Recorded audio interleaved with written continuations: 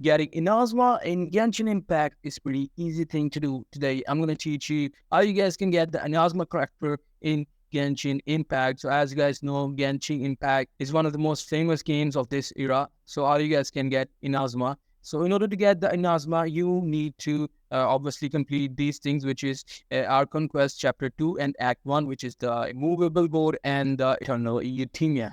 And you have to reach the adventure rank to 30. So how can you reach the adventure rank to 30? So for that, you have to keep on playing the game, completing challenges, which will give you some XP. So for that, in easy words, you just need to keep on grinding the game until you get the adventure rank to 30. And after that, you have to complete this campaign as well. There's no way that you can speedrun this. You need to play this game in a normal manner in order to get this Inazuma. So that's pretty much it. That's how you guys can get Inazuma in Genshin Impact. Hope you guys found this video helpful.